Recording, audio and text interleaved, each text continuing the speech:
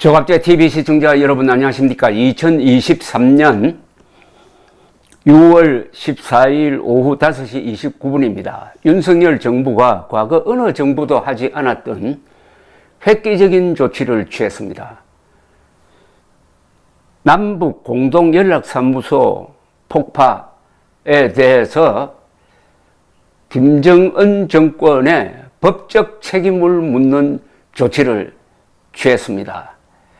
법적 잣대로 남북 관계를 문제 삼는 것은 이게 처음입니다. 윤석열 대통령이 그동안 헌법 정치를 강조하는 것이 남북 관계에서도 이렇게 반영이 된다는 생각을 하니 정권 교체 정말 잘했다는 느낌을 새삼 갖게 됩니다. 정부는 오늘 2020년 6월 16일에 북한이 남북 공동연락사무소 개성에 있습니다. 를 폭파한 데 대해서 국내 법원에 손해배상 청구 소송을 제기했습니다. 이번 소송의 원고는 대한민국이고 피고는 자칭 조선민주주의 인민공화국입니다. 정부가 사법기구에서 북한 정권을 상대로 소송을 낸 것은 이번이 처음입니다. 정부가 북한 노동당 정권이 대한민국에 끼친 물질적 손해에 대해서 사법적으로 대응하는 것은 이게 처음입니다. 통일부는 오는 16일 기준으로 마감되는 연락사무소 폭파의 손해배상 청구권의 소멸시효 3년입니다. 소멸시효를 중단시키고 국가 채권을 보전하기 위하여 북한을 상대로 손해배상을 청구하는 소장을 오늘 서울중앙지방법원에 제출했습니다. 통일부는 북한의 개성 연락사무소 폭파로 발생한 국유재산의 손해액이 연락사무소 청사에 대해서는 102억 5천만 원, 인접한 종합지원센터에 대해서는 344억 5천만 원이라고 집계를 했습니다.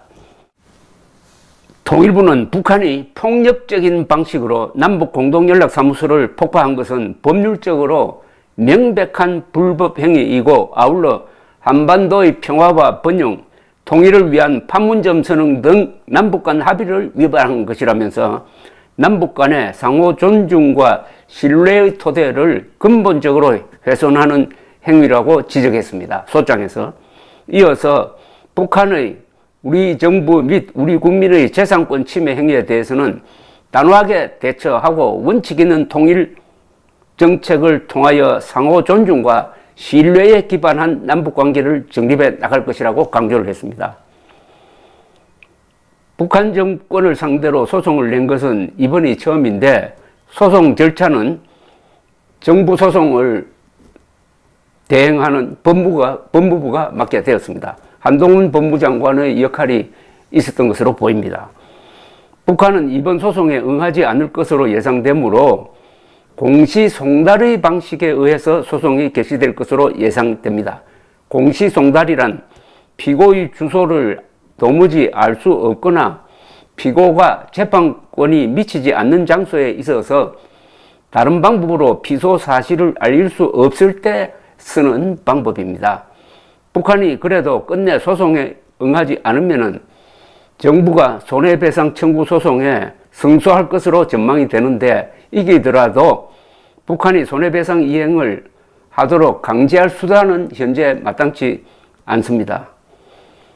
정부도 현재로는 소제기의 목적이 손해배상을 당장 받아내겠다는 것이라기보다는 손해배상 청구권이 법적으로 소멸하는 것을 막기 위한 것이라고 설명을 했습니다. 개성에 있는 남북연락사무소 건물은 우리가 지어준 건데 2020년 6월 13일 북한 김여정이가 대북전단 살포에 반발하며 쓸모없는 북남 공동연락사무소가 형체도 없이 무너지는 비참한 광경을 보게 될 것이라면서 폭파를 시사한 지 사흘 뒤인 16일 폭파가 되었습니다. 그때 있었던 웃지 못할 에피소드 하나는 당시 외교통일위원장이던 송영길 의원이 뭐라고 이야기했느냐 하면은, 그래도 북한이 대포로 쏘지 않은 것은 뭐 감사할 일 아니냐라는 취지의 이야기를 했습니다. 대포로 쏘아서 무너뜨리지 않는 것은 뭐 평가를 해야 된다는 뉘앙스의 이야기를 했습니다. 아니, 건물을 폭파시킬 때 대포로 합니까?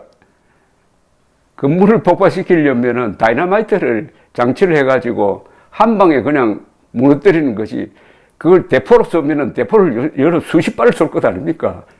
그런데 북한이 대포를 쏘지 않고 다이너마이트로 폭파시킨 게, 그게 그래도 좀 봐준 것 아니냐라는 취지의 이야기를 한 사람이 송영길 씨였습니다. 송영길 씨. 자, 이제 남북 관계를 우리가 가지고 있는 헌법과 법률에 의거해 가지고 제대로 방향을 잡아야 합니다. 우선 헌법 제4조가 중요합니다. 대한민국 헌법은 굉장히 이렇게 입체적으로 되어 있습니다. 헌법 제1조는 대한민국은 민주공화국이다라고 선언을 했습니다. 이에 따라서 헌법 제3조는 대한민국의 영토는 한반도와 그 부속 도서로 한다고 했습니다. 따라서 북한 지역은 헌법 제3조에 의해서 북한 노동당 정권이 불법으로 강점하고 있는 대한민국의 영토인 것입니다. 그러면 영토를 수복해야 될 것 아닙니까? 그래서 헌법 제4조, 대한민국은 자유민주적 기본 질서에 입각한 평화적 통일을 추진한다고 되어 있습니다.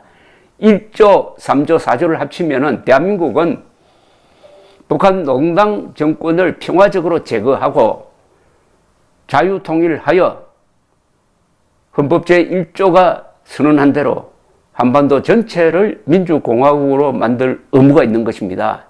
따라서 우리의 통일 방안은 평화적 자유통일입니다.